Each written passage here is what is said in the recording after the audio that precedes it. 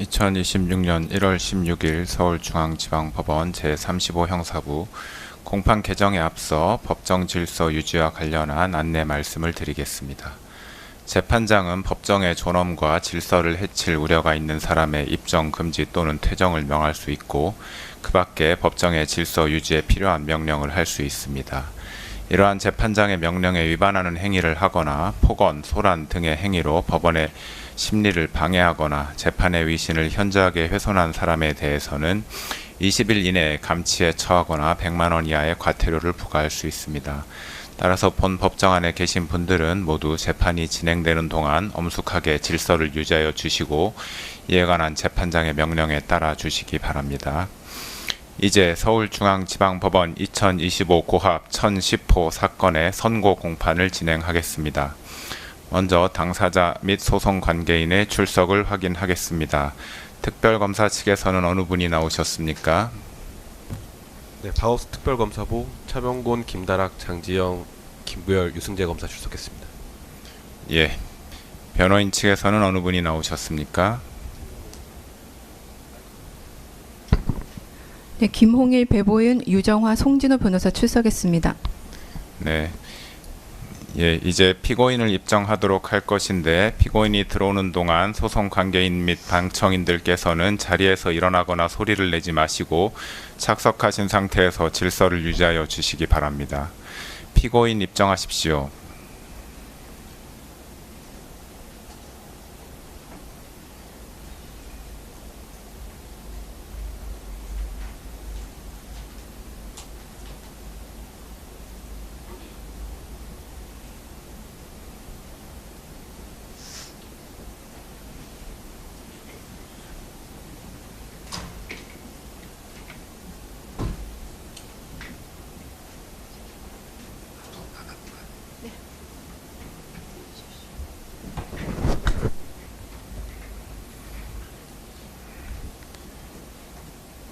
예, 피고인 판결 선고는 피고인이 착석한 상태에서 진행하겠습니다. 판결을 선고하겠습니다. 특별검사가 제출한 공소장에 기재된 피고인에 대한 죄명은 특수공무집행 방해죄, 허위공문서 작성죄, 허위작성 공문서 행사죄, 대통령 기록물 관리에 관한 법률 위반죄, 공용서류 손상죄, 직권남용 권리행사 방해죄, 대통령 등의 경호에 관한 법률 위반 교사죄 및 범인 도피 교사죄입니다. 공소사실의 요지는 다음과 같습니다. 국무위원 심의권 침해 관련 직권남용 권리행사 방해 범행 부분입니다. 피고인은 2024년 12월 3일 22시경을 기하여 대한민국 전역에 비상계엄을 선포하기에 앞서 같은 날 20시경 국무총리 한덕수, 외교부 장관 조태열, 통일부 장관 김영호, 법무부 장관 박성재, 행정안전부 장관 이상민만을 대통령실로 불러 비상계엄 선포 계획을 알렸습니다.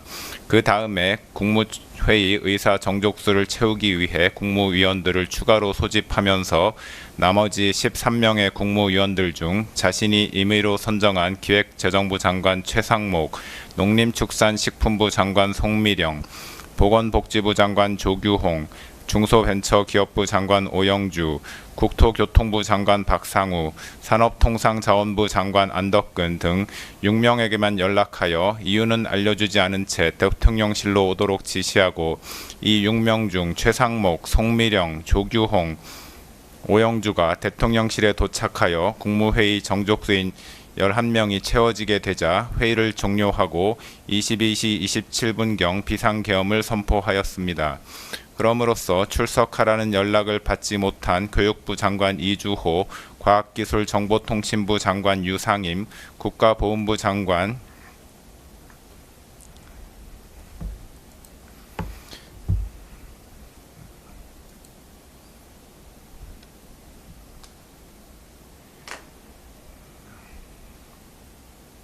강정혜, 문화체육관광부 장관 유인촌, 환경부 장관 김완석, 고용노동부 장관 김문수, 해양수산부 장관 강도형 등 7명의 국무위원 및 대통령실에 미처 도착하지 못한 박상우, 안덕근 등 2명의 국무위원으로 하여금 국무회의에 출석하여 비상계엄 선포 및 계엄사령관 임명에 관한 심의를 할 수 없도록 함으로써 위 9명의 국무위원들이 국무회의에 출석하여 헌법 질서와 국민의 기본권에 중대한 영향을 미치는 계엄 선포 및 계엄 사령관 임명에 관해 심의할 권리의 행사를 방해하였다는 것입니다.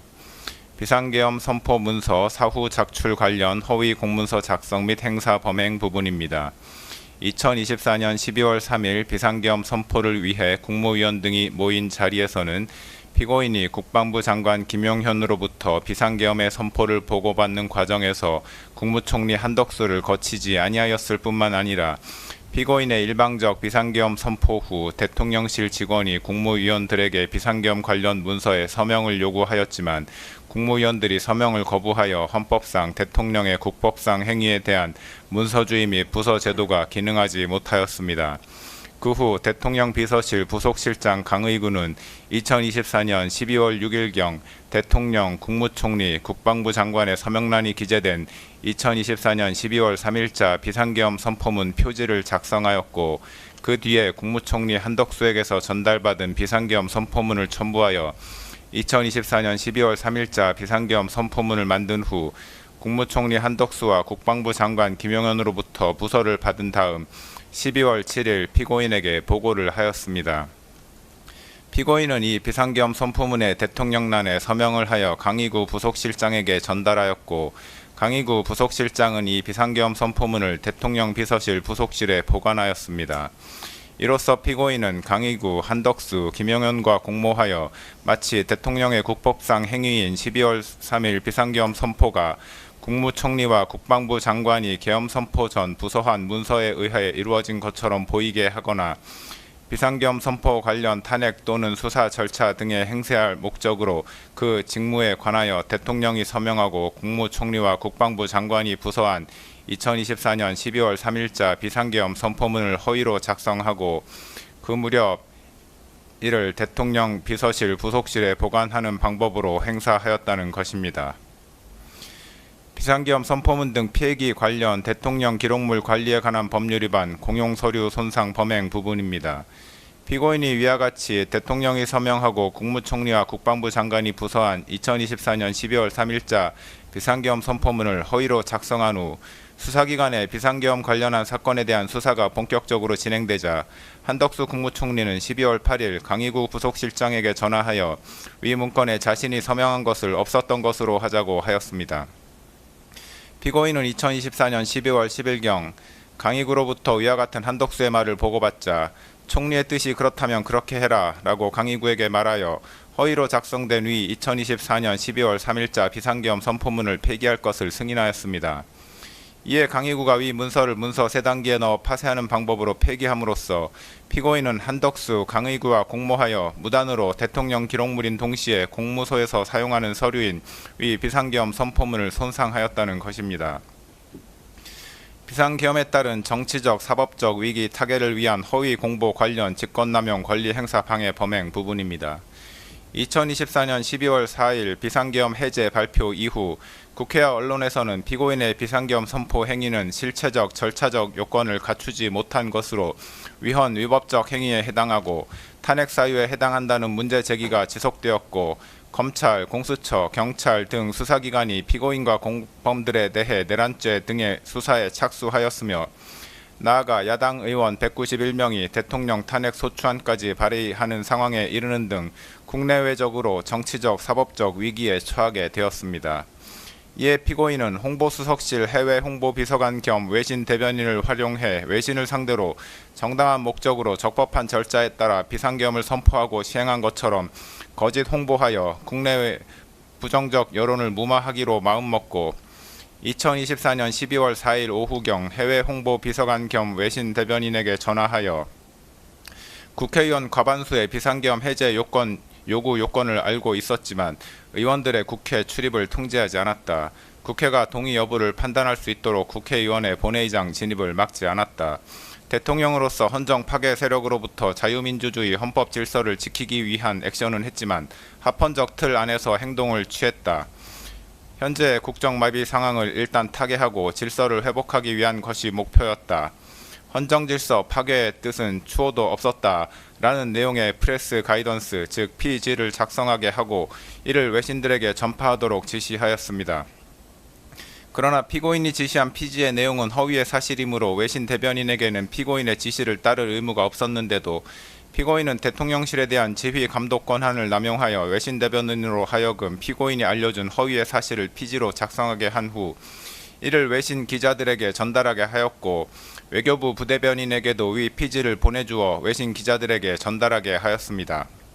이로써 피고인은 대통령 비서실의 업무를 총괄하고 소속 공무원을 지휘 감독하는 권한을 남용하여 외신 대변인으로 하여금 의무 없는 일을 하게 하였다는 것입니다. 내란 수사 대비 관련 대통령 등의 경호에 관한 법률 위반 교사 범행 부분입니다. 2024년 12월 4일 비상계엄 해제 이후 검찰, 공수처, 경찰 등 수사기관이 내란 등 혐의와 관련하여 피고인과 국군 방첩사령관 여인형, 수도방위사령관 이진우, 육군 특수전사령관 곽종근 등에 대한 수사에 착수하였다는 사실이 대대적으로 언론에 보도되었습니다. 그러자 피고인은 2024년 12월 7일 군 사령관들에게 지급한 비화폰을 관리하는 경호처 차장 김성훈에게 전화하여 경호처의 비화폰 관리 담당자로 하여금 여인형, 이진우, 곽종근이 사용하는 비화폰 단말기의 통화 기록 등 정보를 수사기관이 볼 수 없도록 조치하게 하라고 지시하였습니다. 피고인으로부터 지시를 받은 김성훈은 같은 날 경호처에서 김모 지원본부장에게 전화하여 여인형, 이진우, 곽종근이 사용하는 비화폰 단말기의 통화 기록 등 정보를 수사기관이 볼 수 없게 조치하라고 지시하였습니다. 이로써 여인형 등이 사용하는 비화폰 단말기의 통화 기록 등 정보를 수사기관이 볼 수 없도록 하기 위하여 경호처 차장 김성훈으로 하여금 지원본부장을 상대로 직권을 남용하도록 교사하였다는 것입니다. 2024년 12월 30일자 체포 및 수색영장 등 재판 집행 관련 특수공무집행 방해, 직권남용 권리행사 방해 및 범인 도피 교사 범행 부분입니다. 2024년 12월 4일 비상계엄이 해제된 후 검찰, 공수처, 경찰에서는 내란 혐의와 관련하여 피고인 및 공범자들에 대한 수사에 착수하였습니다.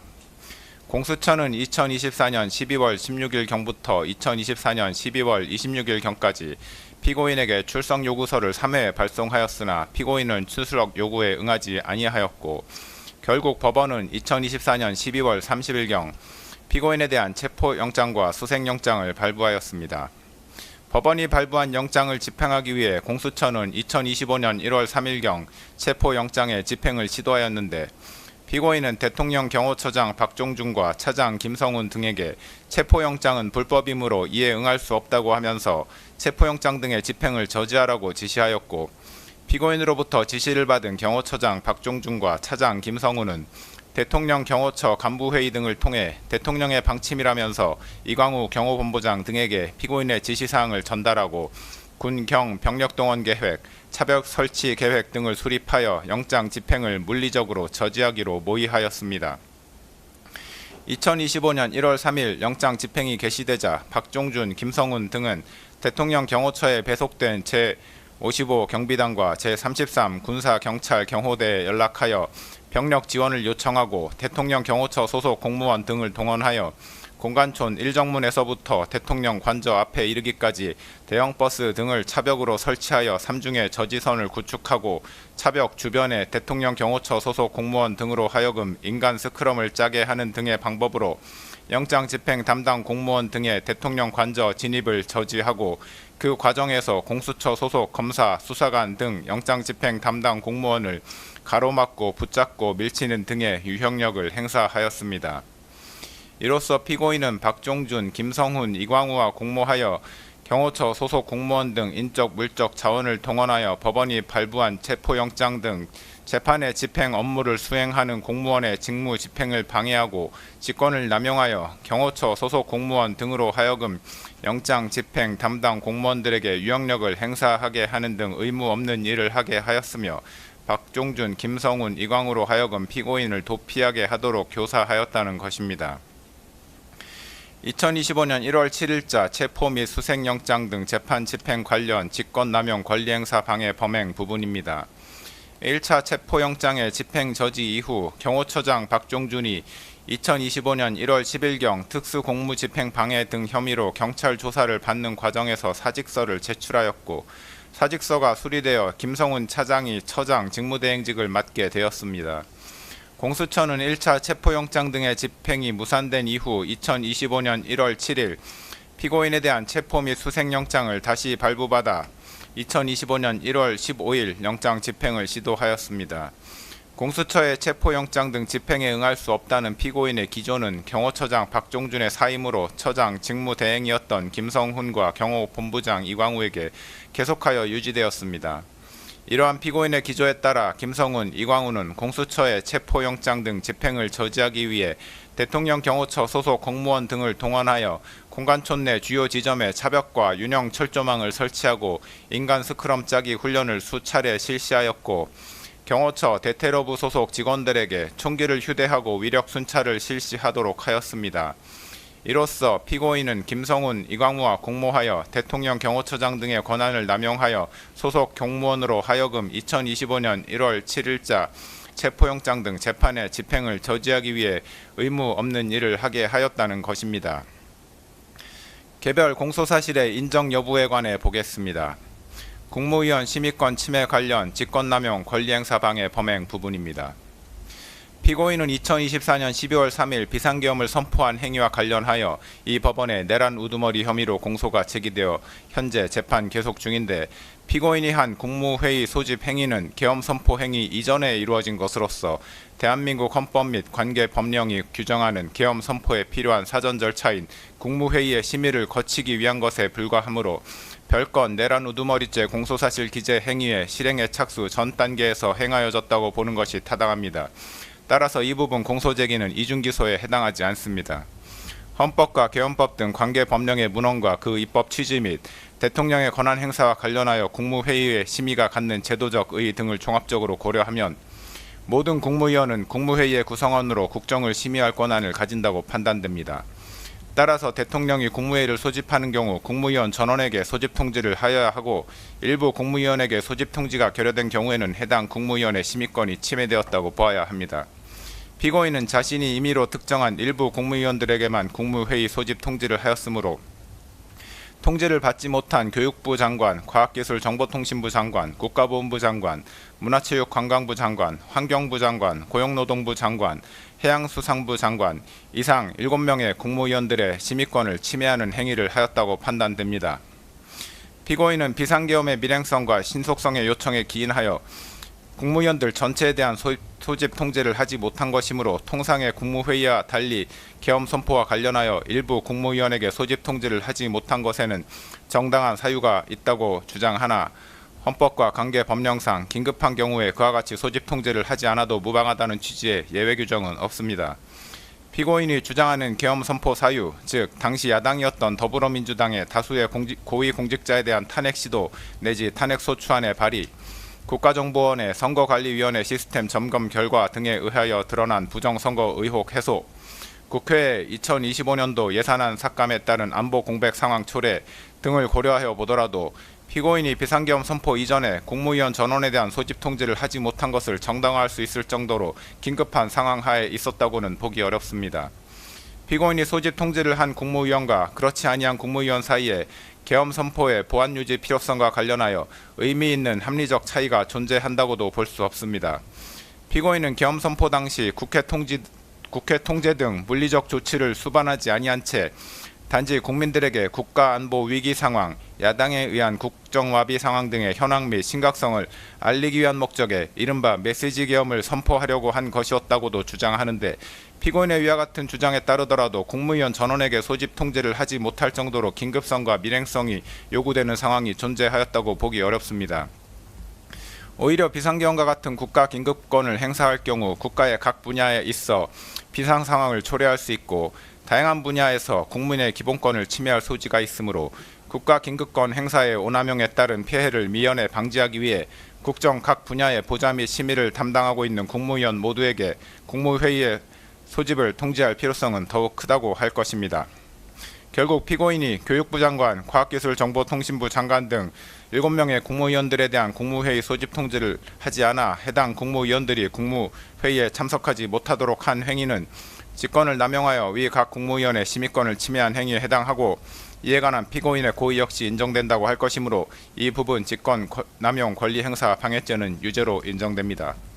다만 피고인이 이와 같이 국무위원 7명에 대하여 국무회의 소집 통지를 하지 않았던 것과 달리 기획부 재정부 장관, 농림축산식품부 장관, 보건복지부 장관, 중소벤처기업부 장관, 국토교통부 장관, 산업통상자원부 장관 이상 6명의 국무위원에게는 대통령실로 오도록 연락함으로써 소집 통지를 하였는데, 그중 대통령실에 늦게 도착한 국토교통부 장관과 산업통상자원부 장관은 국무회의에 참석하지 못하였습니다.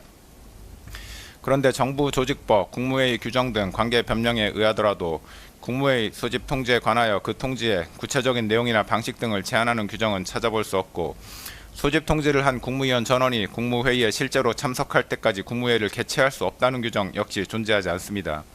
따라서 대통령인 피고인이 국무회의의 안건인 비상겸의 선포가 가지는 긴급성과 보안성을 고려하여 국무위원들에게 국무회의 개최 여부나 안건에 관한 언급 없이 단지 대통령실로 오도록 하는 방식으로 소집 통지를 하였다거나, 소집 통지를 한 국무위원들이 모두 도착하기도 전에 의사정족수에 해당하는 국무위원들이 출석한 즉시 국무회의를 개최하였다고 하더라도 미처 출석하지 못한 국무위원들에 대하여 그 심의권을 침해할 고의가 있었다거나 국무회의의 소집 및 개최와 관련하여 관계 변명을 위반하였다고 단정하기 어렵습니다. 그렇다면 이 부분 공소사실 중 국토교통부 장관과 산업통상자원부 장관의 2명에 대한 공소사실은 범죄 증명이 없는 경우에 해당하여 무죄라고 할 것입니다. 다만 이 무죄 부분 공소사실은 그와 상상적 경합 관계에 있는 교육부 장관, 과학기술부, 정보통신부 장관 등 7명의 국무위원에 대한 심의권 침해 관련 각 직권남용 권리 행사 방해죄를 유죄로 인정하는 이상 따로 주문해서 무죄를 선고할 것은 아닙니다. 사후부서 관련 허위 공문서 작성 및 행사, 대통령 기록물 관리에 관한 법률 위반, 공용 서류 손상 범행 부분입니다. 이 부분 공소사실에 기재된 강희구 대통령실 부속실장이 작성한 문서는 비상계엄 선포라는 제목 아래에 2024년 12월 3일 22시 00분 부로 비상계엄을 선포한다는 내용이 기재되어 있고, 그 밑에 대통령의 서명, 작성일자 2024년 12월 3일 국무총리와 국방부 장관의 부서로 구성되어 있습니다.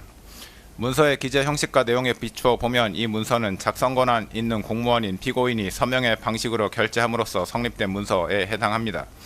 또한 이 문서는 2024년 12월 3일 비상계엄 선포 전에 일부 국무위원들에게 배포되었던 부서문이 첨부되지 않은 비상계엄 선포문과는 별개의 독립된 역할과 성격을 가진 문서로서 비상계엄 선포문과 함께 계엄 선포와 관련하여 작성되는 문서에 해당한다고 판단됩니다. 이러한 문서의 기재 형식과 내용, 과거 비상계엄 선포와 관련하여 작성되었던 문서와의 형식적, 내용적 유사성, 관련자들의 진술 내용 등을 종합하여 보면 강희구 부속실장은 12.3 비상계엄이 헌법 제82조에서 정한 비상계엄 선포를 위한 절차적 요건을 갖추었다는 점을 증명하기 위하여 문서를 기한하였고, 피고인 스스로도 이 문서가 비상계엄 선포에 관하여 국무총리와 관계 국무위원회 부서를 받은 문서라는 점을 인식하면서 문서에 서명하였다고 할 것이므로 위 문서는 피고인이 그 직무에 관하여 작성한 공문서라고 보는 것이 타당합니다. 그런데 이 문서는 실제로 2024년 12월 6일에 양식이 작성되어 12월 7일에 피고인의 서명이 이루어졌는데도 불구하고 그 내용은 마치 2024년 12월 3일 작성되어 대통령 및 관계 국무위원회 서명이 이루어진 것처럼 기재되어 있으므로 그 자체만으로도 이미 허위의 공문서에 해당합니다. 또한 이 문서의 내용은 대통령인 피고인이 비상계엄 선포 당일인 2024년 12월 3일 관계 국무위원인 국방부 장관과 국무총리의 부서 및 피고인의 결재를 거쳐 문서로서 계엄을 선포한 것처럼 기재되어 있는데, 실제로는 피고인이 계엄을 선포하기 전에 관계 국무위원회 부서가 이루어지지 않았으므로 이 점에서도 이 문서의 내용은 허위입니다. 피고인은 강희구 부속실장이 가져온 위 문서를 보고 서명을 하였고, 서명 당시 문서에 기재된 작성 및 결재 일자와 실제 작성 및 결재 일자가 상이하다는 점 및 계엄 선포 전에 관계 국무위원회 부서가 이루어지지 않았는데도 불구하고 위 문서에 마치 계엄 선포 전에 국방부 장관과 국무총리의 부서가 이루어진 것처럼 기재되어 있다는 점을 명확히 인지하면서 문서에 서명하였으므로 허위 공문서 작성죄에 고의가 있었다고 충분히 인정됩니다. 또한 피고인은 향후 비상계엄 선포 요건이 문제가 될 경우 등에 대비하여 비상계엄에 관하여 헌법 제82조에서 정한 문서 주의 및 부서제도 요건을 갖추었다는 점을 증명하기 위한 문서로 사용할 목적으로 위 문서에 서명하였다고 보이므로 문서를 행사할 목적도 있었다고 인정됩니다. 결국 피고인에 대한 허위 공문서 작성죄 공소사실은 유죄로 인정됩니다. 허위 작성 공문서 행사죄에 관하여 봅니다. 허위 작성 공문서 행사죄가 성립하기 위해서는 허위 공문서를 문서가 허위 작성되었다는 사정을 알지 못하는 사람들도 열람할 수 있게 하는 등 문서에 관한 공공의 신용을 위태롭게 하는 행위가 존재한다고 볼 수 있어야 합니다. 그런데 강희구 부속실장은 2024년 12월 7일 작성한 부서문서에 대한 서명이 완료된 후 이를 자신의 사무실 책상 서랍 안에 보관하였다가 한덕수 국무총리에게서 폐기 요청을 받고서 피고인에게 이를 보고한 후 2024년 12월 10일 폐기하였습니다. 강희구 부속실장은 그동안 이를 다른 사람에게 제시하거나 외부에 공고 내지 제출하는 등의 행위는 하지 않았던 것으로 보입니다. 이러한 사정만으로는 위 문서가 허위 작성되었다는 사정을 알지 못하는 다른 사람들이 해당 문서를 열람할 수 있는 상태에 있었다고는 볼 수 없으므로 문서에 관한 공공의 신용을 위태롭게 하는 행위가 존재하였다고 보기 어렵습니다. 따라서 이 부분 공소사실은 범죄 증명이 없어 무죄라고 판단됩니다. 대통령 기록물 관리에 관한 법률 위반죄 및 공용서류 손상죄 부분입니다. 대통령 기록물 관리에 관한 법률 제2조 제1호는 대통령 기록물을 대통령의 직무 수행과 관련하여 대통령 등의 기관이 생산, 접수하여 보유하고 있는 기록물이라고 정의하고 있습니다. 이 기록물에 해당하기 위해서는 문서, 도서, 대장, 카드, 도면, 시청각물, 전자문서 등 모든 형태의 기록 정보 자료 또는 행정 박물일 것, 대통령의 직무 수행과 관련될 것, 그 생산 또는 접수 주체가 대통령 또는 대통령의 보좌기관, 자문기관 및 경호 업무를 수행하는 기관 또는 대통령직 인수위원회일 것, 생산 또는 접수가 완료되었을 것 이상의 4가지 요건을 갖추어야 합니다. 앞서 본 허위 공문서는 문서 형태로 되어 있고 결재권자는 당시 대통령이었던 피고인이며 12.3 비상계엄이 헌법 제82조에서 정한 비상계엄 선포를 위한 절차적 요건을 갖추었다는 점을 증명하기 위한 목적으로 작성되었으므로 대통령의 직무 수행과 관련하여 작성되었다고 할 것이고 결재권자인 피고인의 결재가 이루어짐으로써 공문서로 성립된 동시에 대통령 기록물로도 생산되었다고 할 것입니다. 따라서 위 문서는 대통령 기록물에 해당합니다. 또한 공용서류 손상죄에서 말하는 공용서류란 공무소에서 사용하는 서류 기타 전자기록을 말하는데 그 해당